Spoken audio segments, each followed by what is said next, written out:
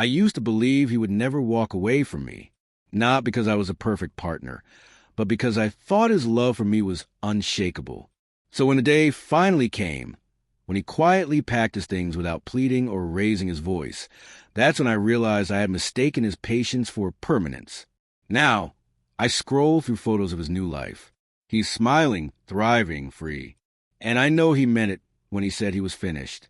My name is Leah, I'm 32, and this is a story of how I pushed away the one man who always stayed, until he couldn't anymore. Eric and I met in our 20s. He wasn't dramatic or attention-seeking. He didn't win me over with flowery speeches or grand displays. What he did was show up. Every time. He was steady, dependable, gentle. When I was sick, he cooked soup from scratch. When I lost my job, he covered the bills without hesitation.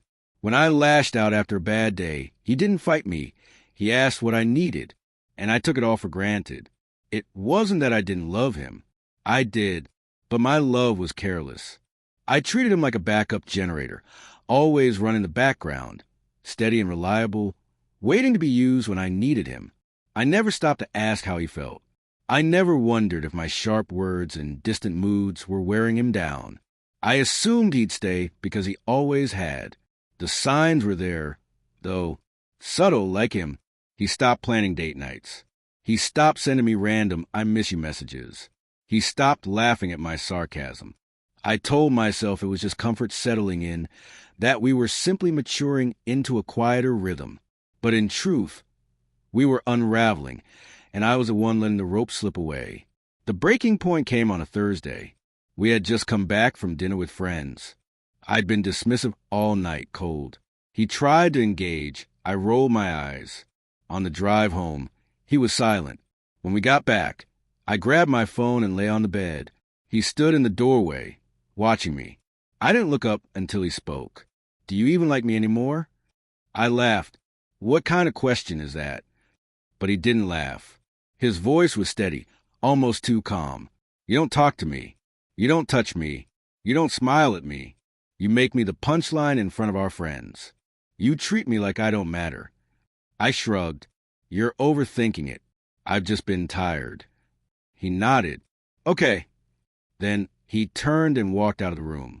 3 days later, I came home to find his closet half empty, his drawers cleared out, and a note on the kitchen table. "I love you, but I can't keep living like this. I'm not your placeholder.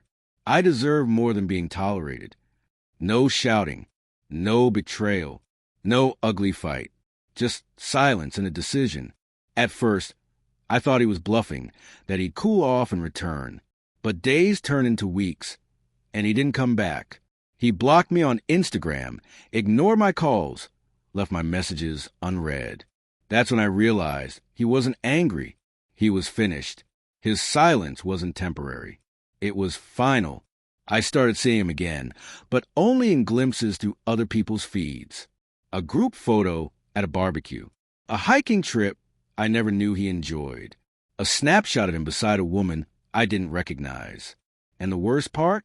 He looked happy, light, unburdened, like he'd put down a weight he had carried for too long. I used to believe he could never leave because he loved me too much. But love isn't enough when there's no respect, when conversation dies, when tenderness fades into habit. He didn't leave because he stopped loving me. He left because I stopped showing him that I loved him back. For a long time, I blamed him. Then I blamed bad timing.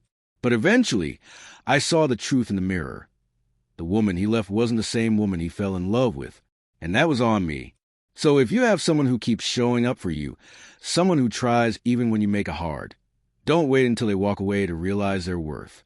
Because when quiet people finally leave, they don't slam doors. They don't look back. They just go. And sometimes they never return. If you've ever learned that lesson the hard way, share your story. I'll be reading and maybe healing with you